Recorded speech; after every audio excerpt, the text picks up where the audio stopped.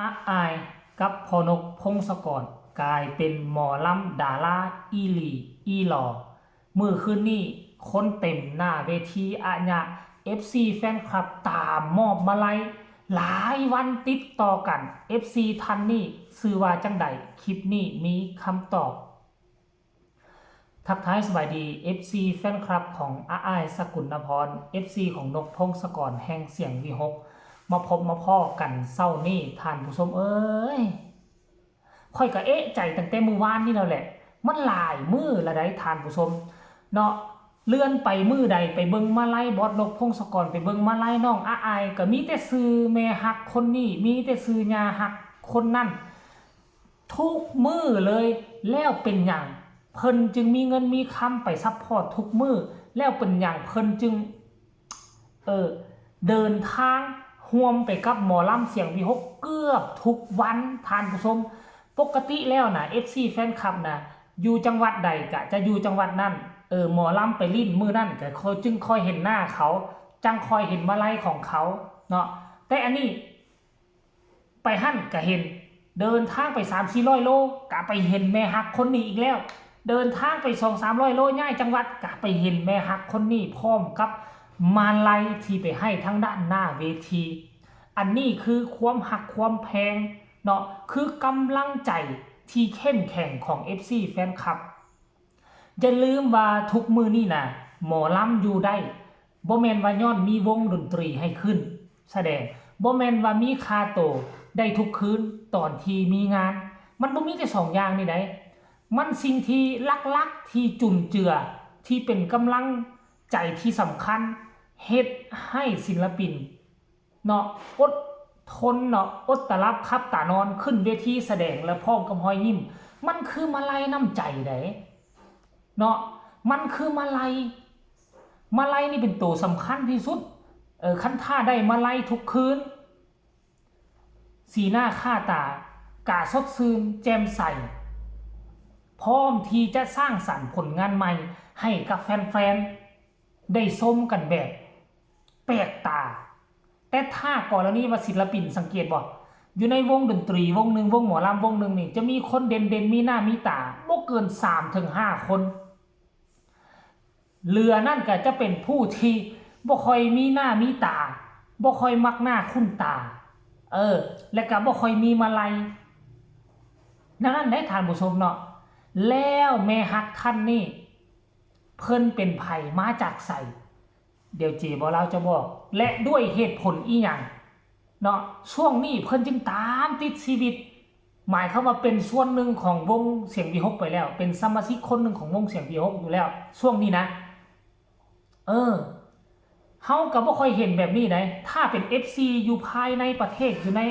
ในประเทศไทยน่ะเขาจะบ่ย้ายไปเป็นงานเป็น 3-4 งานติดต่อกันแบบนี้เลยแต่อันนี้ย้ายไปเป็นงานติดต่อกันไปเลยยกตัวอย่างว่าเสียงวีหกไปลิ้นอยู่ศรีสะเกษสิเพิ่นก็ไปศรีสะเกษเนาะอาจจะไปเซาเฮือนพักอยู่มอหั่นเนี่ยคันไปทั้งราชสีมาก็ย้ายราชสีมาไปขอนแก่นก็สิย้ายไปขอนแก่นนํกันอันนี้ยกตัวอย่างนะท่านผู้ชมเดี๋ยวขอยสิไปอ่านสู่ฟังเด้อ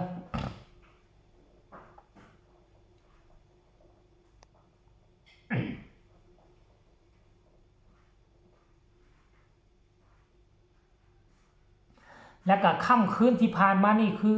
น้องอาอายใส่สุดใหม่ท่านผู้ชมเอ้ยใส่สุดค่อยขอเอิ้นว่าใส่สุดห่างไกลทั้งด้านหลังเป็นสีดำทั้งด้านหน้าเป็นสีเหลืองสลับกับสีดำเป็นย้อยห่างไกลเบิ่งคลิปนี้แล้วมันบ่แม่นเด็กอายุ13 ปีละ17-18 ปีพุ่นแหละทุกคนเอ้ยใส่คอนแทคเลนส์อีกงามทุกคนเนี่ยแล้วก็พ่อลูกครูจ่าพ่อลูกครูบุญพวกเจ้าเห็นซื้อมาลัยบ่เห็นซื้อมาลัยแล้วบ่มาลัยจากแม่อ้อยตั้งแต่คืนที่2เนาะถ้าค่อยจับบ่ผิดนะหลังจากอาอายออกจากห้องหมอมาออกจากห้องพยาบาลมาเป็นคืนที่2ที่น้องขึ้นเวที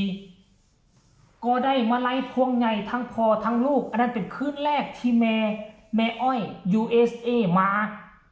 คืนแรกและต่อมากับคืนที่2ต่อมากับคืนที่3 คืนเมื่อวานนี่น่าจะเป็นคืนที่3หรือว่าเป็นคืนที่4อันนี้เจบ่ลาบ่แน่ชัด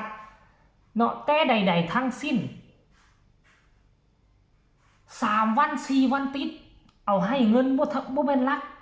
ลักพันได้ทุกคนเอ้ยมันสิเป็นหลักหมื่นพุ่นไหนเนี่ยหลักหมื่นเนาะหลักหมื่นเจ้าเบิ่งนี่มาลัยแต่ละคืนเนี่ยอันนี้เฉพาะคืนวานนี่และคืนก่อนแล้วก็คืนก่อนหน้าหันตืมก็เป็นแนวนี้ตลอดมาลัยน่ะใหญ่พวงบัดล้อมแล้วนี่เลยให้พอจ่าเนาะแต่ว่าน้องอายก็ได้เช่นเดียวกันนี่น้องอายนี่ขั้นก่อนแล้วนี่เป็นแบงค์พันนี่ก็เป็นหลักหมื่นหลายหมื่นนี่ไหนคันว่าแบงค์500ก็จะน่าจะหมื่นนึงเนาะท่านผู้ชมคันแบงค์500น่ะคันแบงค์พันนี่ก็หวยบ่ต่ำก็ 3-4 หมื่นพุ่นแหละแต่ว่าของพ่อจ่านี่โอ้น้องแสนพุ่นแหละท่านผู้ชม FC แฟนคลับเอ้ยโอ้โหแม่อ้อยโอ้ขออภัยแม่อ้อยออสเตรเลียบ่แม่นแม่อ้อย USA เด้อเว้าผิดแม่อ้อยออสเตรเลียให้ทั้งบอสนกพงศกรบอสนกนี่เป็นลูกชายเพิ่นถือว่าเป็นลูกชายให้ทั้งลูกนกพงศกรให้ทั้งหลานอาอายสกุลนครซึ่งเป็นกำลังใจดนจะมีเทื่อหนึ่งท่านผู้ชมดนเพิ่นจะมาเทื่อหนึ่งอาจจะ 2-3 เดือนจะเป็นแม่อ้อยออสเตรเลียนี่บ่ที่ว่าเฮ็ดรถบ้านให้กับพ่อจ่าท่านผู้ชมเนาะคันผู้ใดเป็น FC ของเสียงวิหก FC นกพงศกร FC RI ก็สามารถคอมเมนต์มาบอกได้เด้อแลกเป็นบทเรียนนำกันได้คันว่าเป็นผู้เดียวนี่ปาโถก็ถือว่าเป็น FC เจ้าบุญทุ่มหาก็เอารถบ้านให้เดินทางมา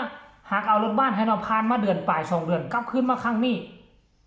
เดินตามให้มาล้ำให้มาไล่ 3-4 วันติดเงินเพิ่นต้องมหาศาลถ้าเพิ่นบ่ฮักเสียงวิหกเพิ่นบ่ฮักนกพงศกรเพิ่นบ่ฮักหลานสาวอาอายแท้ไผจะไปควักเงินให้กลับมาไทยเทื่อใดนี่มาอยู่ 3-4 วันนี่มันทุ่มเงินให้ทุ่มเงินมาไล่ให้โธ่อันนี้คือค่อยขอมอบ FC แฟนพันธุ์แท้เบอร์1ของเสียงวิหกไปเลยนี่ถือว่าเป็นเบอร์1ของเสียงวิหกแม่อ้อยออสเตรเลียแต่ก็คือว่ายังมีอ้อย USA เลยนะท่านผู้ชมจะเป็นอ้อยนู่นอ้อยนี่อ้อยนั่นก็สร้างรวมแล้วทุกคนล้วนแล้วแต่มีพระคุณต่อนกพงศกรกับน้องอาอาย